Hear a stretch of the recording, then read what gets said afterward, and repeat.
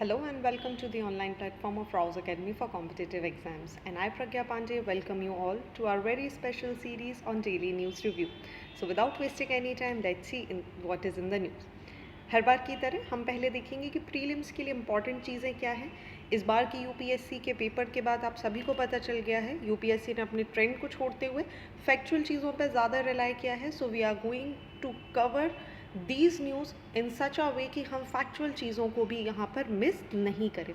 चलिए देख लेते हैं. नॉर्थ ईस्ट को अपना पहला वंदे भारत एक्सप्रेस यहाँ पर मिल चुका है. इस वंदे भारत के रूट की अगर हम यहाँ पर बात करें तो आप देखेंगे ये कनेक्ट करेगी गुवाहाटी को असम में with the New Jalpaiguri in the West Bengal. तो सबसे पहले आप इसको नोट कर लेंगे कि ये कहाँ कहाँ पर कनेक्ट करने वाली है. ये गुवाहाटी असम को न्यू जलपाईगुड़ी वेस्ट बंगाल के साथ कनेक्ट करेगी. होगा क्या, आप देखिए इससे जो जर्नी है, जो ड्यूरेशन का टाइम है, जो 6.5 घंटे का टाइम है, वो यहाँ पर आपको देखने के लिए मिल जाएगा. ये 6.5 घंटे का टाइम लगभग ये यहाँ पर लेगी. New Guwahati new Jalpaiguri Vande Bharat express की अगर हम बात करें तो ये एक तरीके से नया स्ट्रेंथ प्रोवाइड करेगी. किसके बीच में जो सेंचुरी ओल्ड टाइज हैं असम और वेस्ट बंगाल को, उसको यहाँ पर प्रोवाइड करेगी. इसी की वजह से आप देखेंगे जो ट्रैवल है वो बहुत ज़्यादा ईजी हो जाएगा, एक्सेसिबल हो जाएगा. और स्टूडेंट जो यहाँ पर जॉब्स की तलाश में या जो लोग हैं जो टूरिज़्म के लिए यहाँ पर आना चाहते हैं, उनका आना जाना यहाँ पर बहुत ज़्यादा ईजी हो जाएगा. Along with that prime minister also dedicated 182 route kilometer of newly electrified section to the nation, which will provide pollution free transportation at the higher speed and less running time. साथ ही यहाँ पर efforts लगाए जा रहे हैं कि जो capital जो अलग क्षेत्र हैं जैसे मणिपुर, मिज़ोरम, नागालैंड, मेघालय, सिक्किम को भी बाकी कंट्रीज़ के साथ जोड़ने के लिए इस तरीके की इनिशिएटिव यहाँ पर लिए जाएं. चलिए बात कर लेते हैं वंदे भारत ट्रेन्स के बारे में. तो सबसे पहले हमें पता है ये इंडिजीनियसली, ठीक है, इंडिजीनियसली डिज़ाइन और मैन्युफैक्चर सेमी हाई स्पीड, ध्यान रखिएगा सेमी हाई स्पीड ट्रेन्स हैं. अगर हम सबसे पहले वंदे भारत की बात करें तो इसको मैन्युफैक्चर किया गया था by the integrated coach factory के द्वारा, जो कि कहाँ पर है, चेन्नई में. It is the part of Make in India programme, जिसकी लगभग जो कॉस्ट थी वो पड़ी थी आपको 100 crore. So Vande Bharat was India's first attempt ये अडॉप्ट करने के लिए स्ट्रीन सेट टेक्नोलॉजी में अपने आप को इस्टेब्लिश करने के लिए. ये अपना पहला जो कदम था ये भारत ने यहाँ पर उठाया. ओके, अब अगर हम इनके फीचर्स की बात करें तो ये जो ट्रेन्स हैं ये डेवलपमेंट फीस को हमारे यहाँ पर दिखाते हैं, ये स्टेट ऑफ आर्ट टेक्नोलॉजी को यहाँ पर प्रदर्शित करते हैं. ये लगभग अचीव कर सकते हैं 160 किलोमीटर पर आवर्स की स्पीड को, और फास्टर एक्सेलरेशन और डिसेलरेशन की वजह से जो जर्नी टाइम है किसी भी स्थान का एक जगह से दूसरी जगह पर, वो लगभग 25 से 45% यहाँ पर हमें कम देखने के लिए मिल जाएगा. साथ ही आपको याद होगा कि इनको इक्विट किया गया है एक नए सिस्टम के साथ, विच इज़ दी कवच. कवच सिस्टम क्या है? कवच की हमें बात है, ट्रेन का जो कॉलिजन है उसको अवॉइड करने के लिए एक सिस्टम यहाँ पर इस्टेब्लिश किया गया है, ताकि जो ट्रेन्स की वजह से मिसहैपनिंग होती है उसको यहाँ पर अवॉइड करने के लिए एक नया सिस्टम यहाँ पर लगाया गया है, विच इज़ दी कवच. चलिए moving on to the next news. बात की जा रही है ISRO GSLV rocket which takes navigation satellite into transfer orbit successfully. देखिए यहाँ पर क्या हुआ है, इंडियन स्पेस रिसर्च ऑर्गेनाइजेशन ने सक्सेसफुली प्लेस कर दिया है NVS-01 को.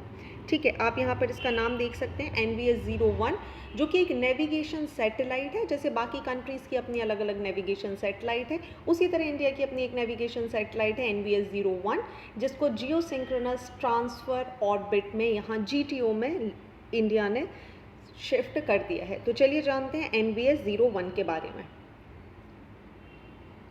चलिए NVS-01 नेविगेशन सैटेलाइट की बात करें तो इसरो ने अपने geosynchronous satellite launch vehicle GSLV जिसे हम बोलते हैं, उसका यूज़ करते हुए सक्सेसफुली प्लेस किया है NVS-01 आप बार बार मैं रिपीट कर रही हूँ जो शब्द, उनको ध्यान रखिए। NVS-01 is a navigation satellite जो कहाँ पर शिफ्ट की गई है, जो GTO में, विच is the Jio synchronous transfer orbit में यहाँ पर इसे लगाया गया है। ये जो लेटेस्ट मिशन है इसको कैरी किया गया है GSLV F12 के द्वारा। अगेन फैक्चुअल पॉइंट, ठीक है। GSLV F12 जो कि 15th फ्लाइट है इंडिया के GSLV की, और 9th फ्लाइट है with the indigenous cryo stage के द्वारा।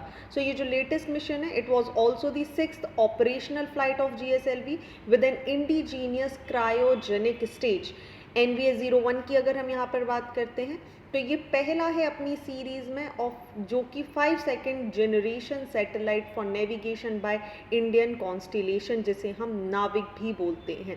NVS-01 navigation satellite weighs around 2232 kilogram and carries navigation payload of L1, L5 and S band. I hope आप सभी को इन बैंड्स के बारे में क्लियरली जानकारी होगी। From the first time ever, an indigenous atomic clock was flown in NVS-01. Again, another factual point कि पहली बार एटॉमिक क्लॉक को किस सैटेलाइट के थ्रू यहाँ पर ले जाया गया है, तो it is the NVS-01। NVS-01 की अगर हम यहाँ पर बात करते हैं, so it will enhance India's regional navigation system by providing accurate और रियल टाइम डेटा जो है हमें यहाँ पर वो मिल जाएगा। सिग्नल्स की बात करें तो from NavIC they are designed to provide user position to better than 20 metres and timing accuracy of better than 50 nanoseconds, so which is the higher in itself. NVS-01 satellite has a mission life of 12 years, which is longer than the 10-year life of the first generation satellite in the Navik system. So Navik system has been hindered by the failing atomic clock and satellites nearing the end of their mission life. Thus efforts are underway to replace the aging satellite and making the Navik system fully functional and operational. So this is the step towards the upgrading of India's navigation system. Alright, चलिए आगे move करते हैं। बात की जा रही है कश्मीर के सूफियाना मौसीकी के बारे में। देखिए, कश्मीर का age old tradition devotional folk song जिन्हें हम बोलते हैं सूफियाना मौसीकी और चाकरी, इनको जो कि सेंट्रली अज्यूम किए जाते हैं, they are for carpet and shawl weavers. सदियों के बाद इनको यहाँ पर प्ले किया गया है। नाउ द क्वेश्चंस कम कि हम इसे क्यों पढ़ रहे हैं। देखिए, आर्ट एंड आर्किटेक्चर के पॉइंट ऑफ व्यू से हमारे लिए ये सेक्शन को पढ़ना, specially when we are talking about this GS paper 1 के लिए हमें इसे जानना बहुत ज़रूरी हो जाता है। चलिए इसको थोड़ा सा समझ लेते हैं। देखिए, सूफियाना मौसीकी और चाकरी ये फेमस डिवोशनल फोक सॉन्ग्स है। पहला शब्द आप याद रखेंगे, हम डिवोशनल फोक सॉन्ग्स के बारे में बात कर रहे हैं, ठीक है। दैट हैव अज्यूम कि सेंट्रलिटी जो इनकी है ये फॉर कारपेट और शॉल वीवर्स जो कश्मीर के हैं, जो सदियों से इन्हें बनाते आ रहे हैं, ये उसके लिए है। सूफियाना मौसीकी और चाकरी सॉन्ग्स की अगर हम बात करें तो ये फेमस हैं ट्राइब्स में, जो आर्टिसंस, जो कलाकार जो वीवर्स होते हैं, शॉल वीवर्स और कारपेट बनाते हैं कश्मीर में, उन पे ये बहुत ज़्यादा फेमस है।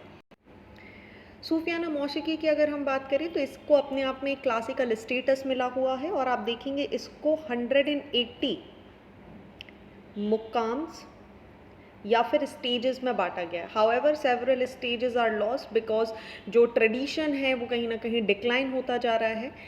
मुकम ए बाहर, इसको यहाँ पर लो पिच पर और सनसेट के बिल्कुल पहले यहाँ पर चलाया जाता है, जो इसकी एक स्टेज मानी जाती है। आप इसका नाम यहाँ पर लिख लेंगे, है ना, मुकाम ए बाहर।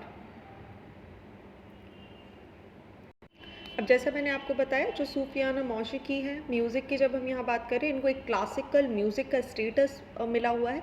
आर्टिसंस जो यहाँ पर थे, दे फील दैट सूफियाना मौसीकी और चाकरी सॉन्ग्स इनको एनग्रोस करने में, इनके आर्ट वर्क को बढ़ाने में बहुत ज़्यादा मदद करते हैं। दे बिलीव कि ये एक तरीके का पावरफुल टूल है जहाँ पर ये मेनटेन कर सकते हैं, फोकस कर सकते हैं अपने अटेंशन को, अपने जो मेटिकुलस डिटेल है वीविंग करते टाइम, कारपेटिंग करते टाइम या शॉल बनाते टाइम, ये इसमें बहुत ज़्यादा मदद मदद करता है।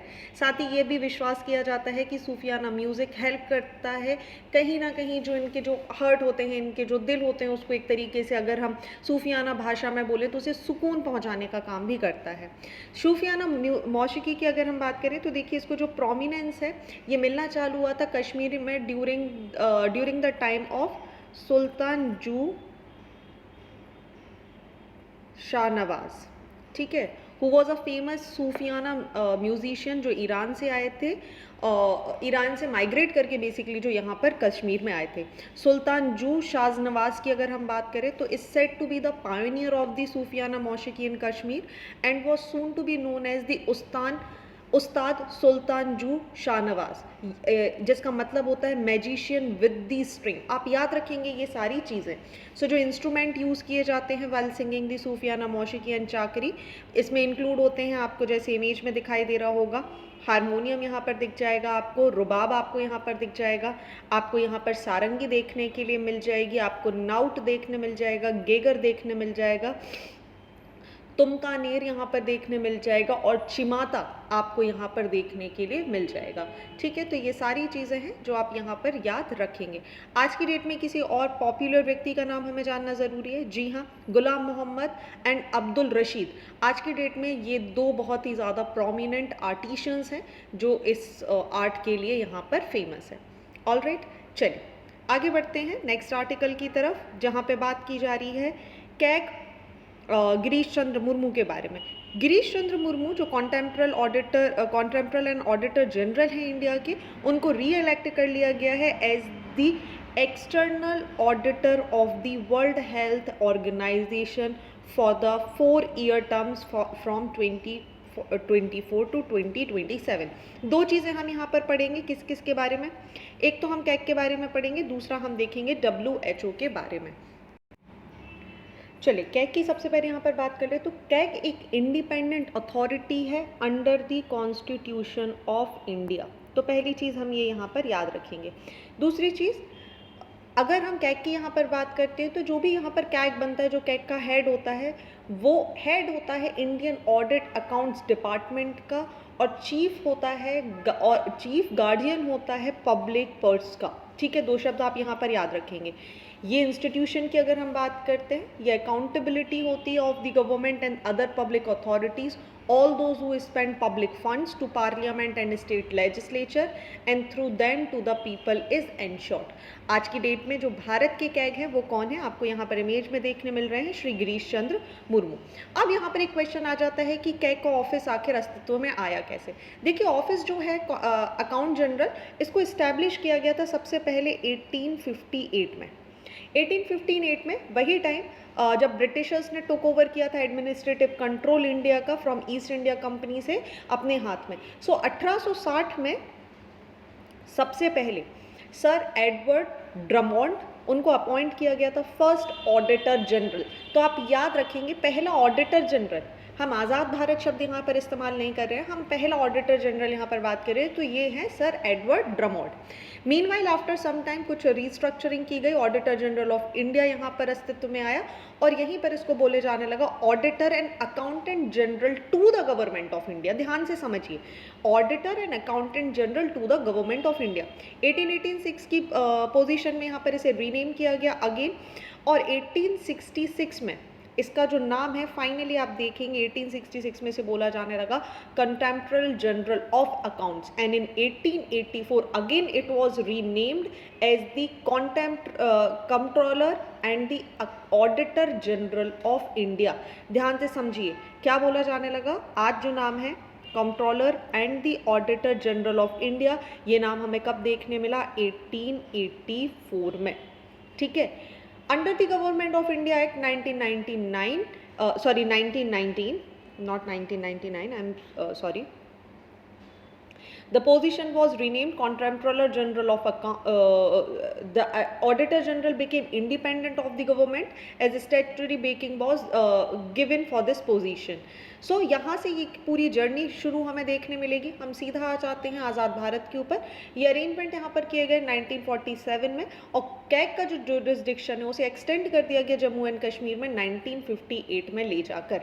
वहीं अगर हम आगे बात करें कि कॉन्स्टिट्यूशनल प्रोविजन हमें कहाँ पर देखने मिलेंगे, तो आप देखेंगे आर्टिकल 148 जो कि ब्रॉडली डील करता है कैग के अपॉइंटमेंट के बारे में, ओथ के बारे में, कंडीशंस और सर्विसेज के बारे में। आर्टिकल 149 जो डील करता है duties and power of the comptroller general of India. Article 150 की अगर हम बात करें, ये बोलता है कि जो अकाउंट्स हैं of the union and of the state shall be kept in such form as the president में और on the advice of the CAG prescribed.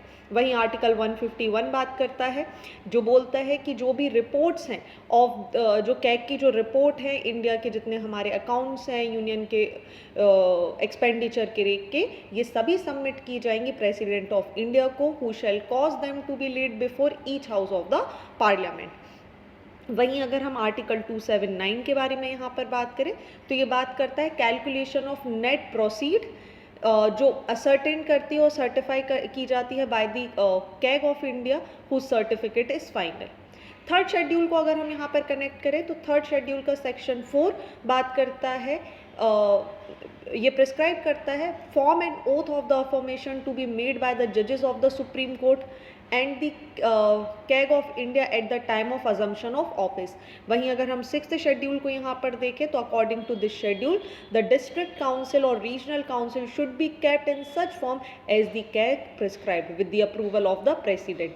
In addition, these bodies' accounts are audited in such manner as CAG may think fit, and the report relating to such accounts shall be submitted to the governor, who shall cause them to be laid before the council. So this is about CAG. Let's understand about the WHO here. WHO की जब हम बात करते हैं, तो it is a specialized agency of the United Nations which was established in 1948. याद रखिएगा, ठीक है। It is a first global health organisation जिसको इस्टेब्लिश किया गया था 1948 में, और इसके आते ही साथ बहुत सारी जो रीजनल और नेशनल हेल्थ बॉडीज़ थी उनको यहाँ पर रिप्लेस कर दिया गया। वॉट इट्स प्राइमरी रोल, इसका प्राइमरी रोल की अगर हम बात करें, तो it was to direct and coordinate international health within the United Nation system. Member countries की बात करें, तो जितनी भी कंट्रीज़ यूनाइटेड नेशन की आपको मेंबर देखने मिलेंगी, वो सारी की सारी आपको कहाँ पर देखने के लिए मिल जाएंगी, WHO का मेंबर देखने के लिए मिल जाएंगी। 7 अप्रैल को वर्ल्ड हेल्थ डे के रूप में भी यहाँ पर मनाया जाता है। हेडक्वार्टर की बात करें, तो इसका हेडक्वार्टर हमें देखने मिलेगा जेनेवा, स्विट्जरलैंड में। ओके, सो कोविड-19 के टाइम पर कोविड-19 के टाइम पर WHO के बारे में बाकी की चीज़ें हमने बहुत डिटेल में देखी हुई हैं। चलिए आगे बढ़ते हैं। Next is the CVC। देखिए, आप यहाँ पर देख रहे हैं प्रवीण कुमार श्रीवास्तव जी को, याद रखेंगे प्रवीण कुमार श्रीवास्तव जी, जो कि आपको यहाँ पर लेफ्ट में दिखाई दे रहे हैं पिक्चर में। ये फाइनली इन्होंने सॉन कर लिया है as the central vigilance commissioner. तो चलिए, हमको क्या जानना है, हमें जानना है CVC के बारे में। तो CVC की हम बात करेंगे, तो ये एक मल्टी मेंबर स्टैट्यूटरी बॉडी है जिसे क्रिएट किया गया था 1964 में। क्यों? एड्रेस करने के लिए जो गवर्नमेंटल करप्शंस होते हैं इनिशियली, उनको एड्रेस करने के लिए बनाया गया था। एक रिजोल्यूशन यहाँ पर लाया गया था, उसके थ्रू इसको यहाँ पर इस्टेब्लिश किया गया था। हालांकि इसने जो स्टैट्यूटरी स्टेटस है ये इसको मिला 2003 में after the passing the CVC bill, और इसके क्रिएशन को रिकमेंड करने वाले व्यक्ति कौन थे, आप याद रखेंगे के संथानम के रिकमेंडेशन पर आपको CVC यहाँ पर देखने मिलेगा। स्ट्रक्चर की अगर हम बात करें, तो CVC में कंसिस्ट होता है CVC कमिश्नर जो आपको यहाँ पर दिखाई दिए हैं मिस्टर श्रीवास्तव, और 2 विजिलेंस कमिश्नर आपको यहाँ पर दिखाई देंगे। अपॉइंटमेंट की बात करें, तो कमिश्नर को अपॉइंट किया जाता है by the president by warrant under his or her hand and seal based on the recommendation of the committee। और ये कमेटी किससे कंसिस्ट होती है, ये कमेटी बनती है हमारी प्राइम मिनिस्टर से, जो कि इसके चेयरपर्सन होते हैं। Then minister of home affairs आपको यहाँ पर दिखाई दे जाएंगे जो इसके मेंबर है, और leader of the opposition in the Lok Sabha. इन इस कमेटी कि रिकमेंडेशन पर ये रिकमेंडेशन देते हैं प्रेसिडेंट को, और प्रेसिडेंट फाइनली किसे अपॉइंट करते हैं, सीवीसी को यहाँ पर अपॉइंट करते हैं। नाउ द क्वेश्चंस कम कि इनका टेन्योर कितना होता है। देखिए इनका टेन्योर होता है 4 ईयर या 65 ईयर्स, जो भी पहले हो। They are not eligible for further employment, आप ये भी याद रखेंगे। एक बार अगर ये सीवीसी की पोस्ट से रिटायर हो जाते हैं तो किसी भी दूसरी पोजीशन पर नहीं जाएंगे। रिमूवल की बात करें, yes they can be removed by the order of the president. क्यों रिमूव किया जाएगा? देखिए अगर मिसबिहेवियर या इनकैपेसिटी कहीं पर प्रूफ हो जाती है तब यहाँ पर इन्हें रिमूव किया जाएगा on the recommendation of the Supreme court.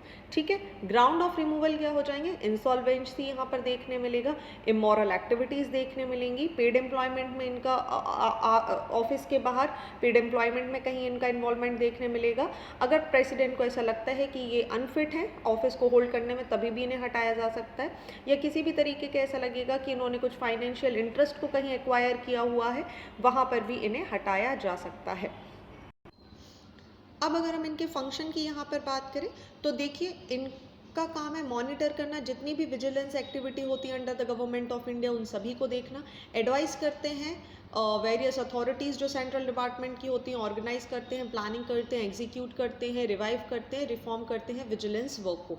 ये एक्सरसाइज करते हैं सुपरवाइजरी पावर ओवर सीबीआई, ये भी आप याद रखेंगे, सीबीआई के ऊपर भी एक सुपरवाइजरी पावर ये यहाँ पर रखते हैं। However they does not have power to call for any files from CBI, ये भी इसमें एक बहुत बड़ी चीज़ है जो आपको याद रखनी है। ठीक है, इन केस अगर इनको किसी फाइल को इन्वेस्टिगेट करना है तो इसे डायरेक्टली यहाँ पर नहीं मंगवा सकते। Primary inquiry against officers and officials, चाहे आप group A B C D की बात कर लें, वो यहाँ पर ये कर सकते हैं। And they are recommended by the Lokpal to the CVC. CVC members की अगर हम बात करें तो they are the part of the committee and recommends appointment of the ED, जो हम डायरेक्टर ऑफ एनफोर्समेंट की बात करते हैं उसको यहाँ पर लाया जाता है। अब लिमिटेशंस की बात करें, क्या सीवीसी के पास कोई लिमिटेशंस है? जी हाँ, ये अपने आप में देखिए स्टैट्यूटरी बॉडी तो है लेकिन ये एडवाइजरी है। So having no power to implement orders, it does not have resources to address complaints, it undertakes only vigilance or disciplinary cases and cannot register any criminal cases. तो these are the limitations जो आपको यहाँ पर पता होना चाहिए। चलिए, जैसा हम हर बार करते हैं, अब चलते हैं हम थोड़ा सा एडिटोरियल की तरफ और देखते हैं आज एडिटोरियल में क्या है। बात की जा रही है अगेंस्ट सुपर कंप्यूटर्स के बारे में। अब देखिए बात की जा रही है इस साल के बाद अगर आप देखेंगे तो India will have an upgraded high performance computing system by the end of 2023। सो इसकी वजह से आप देखेंगे तो इंडिया में ये जो सुपर कंप्यूटर आने वाला है, इट विल ऐसा सजेस्ट किया जा रहा है that this will be the fastest super computer in India. इस सिस्टम की अगर हम बात करें तो इसको डेवलप और इंस्टॉल किया जा रहा है फ्रेंच कॉर्पोरेशन, जिनका नाम आप यहाँ पर देख सकते हैं, एटोस जिनका नाम है।